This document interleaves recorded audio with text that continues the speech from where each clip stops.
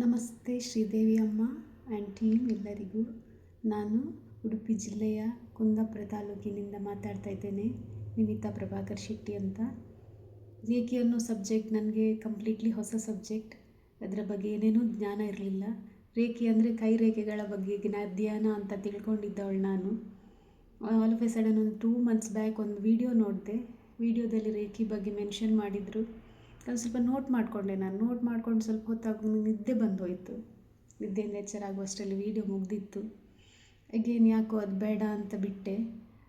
ಆದರೆ ನಾನು ಬಿಟ್ಟರು ಅದು ನನ್ನನ್ನು ಬಿಟ್ಟಿಲ್ಲ. ಈಗೇನು ಶ್ರೀದೇವಿ ಅಮ್ಮನ ವೀಡಿಯೋ ನನಗೆ ಸಿಕ್ತು ಸ್ವಲ್ಪ ದಿನದ ನಂತರ. ಅದನ್ನು ನೋಡಿದವಳಿಗೆ ಇದನ್ನು ತಿಳ್ಕೊಳ್ಳುವ ಇದರ ಬಗ್ಗೆ ಸ್ವಲ್ಪ ಅಂತ ಮತ್ತೆ ಅನ್ನಿಸ್ತು. ಸೊ ನಾನು ಕ್ಲಾಸಸ್ ಅಟೆಂಡ್ ಆದೆ. 21 daysಗೆ ಎನ್ರೋಲ್ ಕೂಡ ಮಾಡಿಕೊಂಡೆ. 21 days ಕ್ಲಾಸ್ ಇನ್ನೇನು ಸ್ಟಾರ್ಟ್ ಆಗಲಿಕ್ಕೆ 2 ದಿನ ಇದೆ ಅಂತಾಗ ನನ್ನ ಮೊಬೈಲ್ ಹಾಳಾಗಿ ಅದು ರಿಪೇರಿ ಆಗದೆ ಸಿಕ್ಕದೆ ಹೋಯ್ತು ನನ್ನ ಕೈಗೆ. ಈವನ್ ಫೀಸ್ ಕಟ್ಟಲಿಕ್ಕೂ ಏನೋ ಸಮಸ್ಯೆ. ನಿಜವಾಗಿ ಅಂತ ಸಮಸ್ಯೆ ಇಲ್ದಿದ್ರು ಕೂಡ ಆ ಟೈಮಲ್ಲಿ ಅಕೌಂಟಂಗೆ ಏನು ಮಾಡಿದ್ರು ದುಡ್ಡು ನಿಲ್ತಾ ಇರಲಿಲ್ಲ. ಪ್ರಾಬ್ಲಮ್ ಆಯಿತು. ನಮ್ಮದು 5,000 ಕಟ್ಟಲಿಕ್ಕೂ ಕಷ್ಟ ಆಯಿತು. ಮನಸ್ಸಿಗೆ ತುಂಬ ನೋವಾಯಿತು. ಎಲ್ಲೋ ಒಂದು ಪಾಸಿಟಿವಿಟಿಗೆ ನನ್ನನ್ನು ಹೋಗ್ತಾ ಇದೆ ಅಂತ ನಾನು ಅಂದ್ಕೊಂಡ್ರೆ ಮತ್ತೆ ಸ್ಟಾಪ್ ಆಯ್ತಲ್ಲ ಅಂತೇಳಿ. ಆ್ಯಕ್ಚುಲಿ ನನ್ನ ಮಗಳು 10ನೇ ಕ್ಲಾಸಲ್ಲಿ ಓದ್ತಾ ಇದ್ದಾಳೆ. ಅವಳು ತುಂಬ ಹುಷಾರು ಹುಡುಗಿ. ಆದರೆ ಸಡನ್ ಎಜುಕೇಷನ್ ಕಲಿಯೋದ್ರಲ್ಲಿ ಸ್ವಲ್ಪ ಹಿಂದೆ ಬಿದ್ದಳು. ಅದು ನಂಗೆ ಆತಂಕ ಆಗ್ತಿತ್ತು. ಆವಾಗ ನನ್ನ ಚಿಕ್ಕಪ್ಪ ಹೇಳ್ತಾಯಿದ್ರು, ನೀವು ರೇಖೆಯಲ್ಲಿ ಏನಾದ್ರು ಸೊಲ್ಯೂಷನ್ ಸಿಗ್ಬೋದು ನಿನಗೆ, ಅದು ನಿನಗೆ ಕನೆಕ್ಟ್ ಆಗುತ್ತೆ, ಅದರಿಂದ ಕೆಲವು ಸೊಲ್ಯೂಷನ್ ಸಿಕ್ಕುತ್ತೆ ಅಂತ.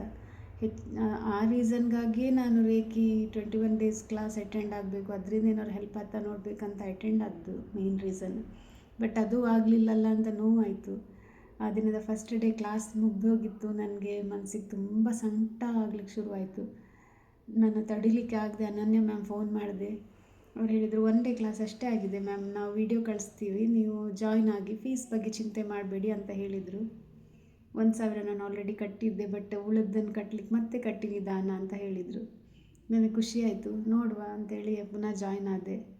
ಬಟ್ ಜಾಯ್ನ್ ಆದ ನಂತರದ ಬದಲಾವಣೆಗಳು ನಿಜವಾಗ್ಲೂ ಗುಡ್ ಚೇಂಜಸ್ ಆಗ್ತಾ ಇದೆ.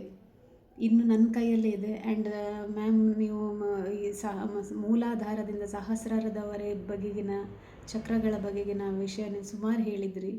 ಈಗ ನಮಗೆ ರಿಯಲೈಸ್ ಆಗ್ತಾ ಇದೆ ನಮ್ಮ ಬದುಕಿನ ಮೊದಲಿನ ಹಂತದಲ್ಲಿ ನಾವು ಎಲ್ಲಿ ಸೋತಿದ್ದೇವೆ, ಏನೇನೋ ನೋವು ಅನುಭವಿಸಿದ್ದೇವೆ, ಅದಕ್ಕೆಲ್ಲ ಕಾರಣ ಏನು ಅಂತ ಈಗ ಗೊತ್ತಾಗ್ತಾ ಇದೆ.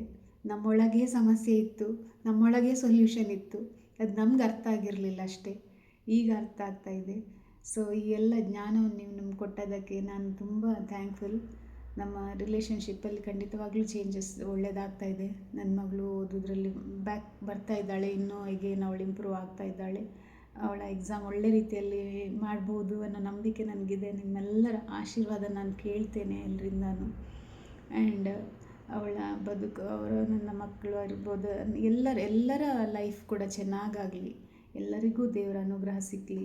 ಆ್ಯಂಡ್ ಈ ವಾಟರ್ ಥೆರಪಿ ಬಗ್ಗೆ ಹೇಳಿದರೆ ಅದು ಕೂಡ ತುಂಬ ಇಫೆಕ್ಟಿವ್ ಇದೆ. ಆ್ಯಂಡ್ ಈ ಒಂದು ಜ್ಞಾನ ಏನೇನು ನಮಗೆ ಮೊನ್ನೆಯಿಂದ ನೀವು ಕೊಡ್ತಾ ಇದ್ದೀರಿ, ಅದೆಲ್ಲವೂ ಬದುಕಿನ ಕೆಲವು ಪ್ರಾಬ್ಲಮ್ಗಳಿಗೆ ಸೊಲ್ಯೂಷನ್ಸ್ ನಮಗೆ ಅಂದರೆ ಅದು ಸೊಲ್ಯೂಷನ್ ಕೊಡ್ತಾ ಇದೆ. ಅದನ್ನು ನಾವು ಅಪ್ಲೈ ಮಾಡ್ಕೊಳ್ಳೋದು ನಮ್ಮ ಕೈಯಲ್ಲಿದೆ. ಅದನ್ನು ನಾವು ಮಾಡ್ತೇವೆ. ಅದನ್ನು ಮಾಡುವ ಶಕ್ತಿ ನಮ್ಗೆ ಕೊಡಲಿ, ಮನಸ್ಸು ದೇವ್ರು ಕೊಡಲಿ. ಪ್ರತಿ ಹಂತದಲ್ಲೂ ದೇವರು ನನಗೆ ಒಳ್ಳೆ ಜನರನ್ನು ಕನೆಕ್ಟ್ ಮಾಡಿ ಕೊಟ್ಟಿದ್ದಾನೆ ನನ್ನ ಲೈಫಲ್ಲಿ. ಅದಕ್ಕಾಗಿ ನಾನು ಯಾವಾಗಲೂ ಆ ಶಕ್ತಿಗೆ ನಾನು ದೇವರಿಗೆ ಥ್ಯಾಂಕ್ಫುಲ್ ಆಗಿರ್ತೇನೆ. ಮೊದಲು ಇದ್ದೆ, ಇನ್ನು ಮುಂದೆ ತುಂಬ ಆಗಿರ್ತೇನೆ. ಯಾಕಂದರೆ ಇಂಥ ಪಾಸಿಟಿವ್ ಜನರ ಕನೆಕ್ಷನ್ಗಳನ್ನು ದೇವರು ಯಾವುದೋ ಒಂದು ರೂಪದಲ್ಲಿ ಕನೆಕ್ಟ್ ಮಾಡ್ತಾ ಹೋಗ್ತಾನೆ.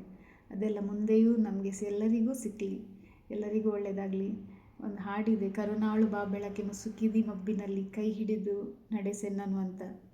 ಆ ಹಾಡಿನಂತೆಯೇ ಶ್ರೀದೇವಿ ಅಮ್ಮ, ನೀವು ನಮ್ಮ ಬದುಕಿನ ಕತ್ತಲೆಯಲ್ಲಿ ಬೆಳಕಿನೆಡೆಗೆ ಕರ್ಕೊಂಡು ಹೋಗಲಿಕ್ಕೆ ನೀವು ಸಹಾಯ ಮಾಡ್ತೀರಿ ಅನ್ನೋ ನಂಬಿಕೆ ಇದೆ. ಸದಾ ನಮ್ಮ ಕೈ ಹಿಡಿದು ಕಾಪಾಡಿ, ನಮಗೆ ಹೀಗೆ ನಿಮ್ಮ ಅಡ್ವೈಸ್ಗಳು ಸಿಗ್ತಾ ಇರಲಿ.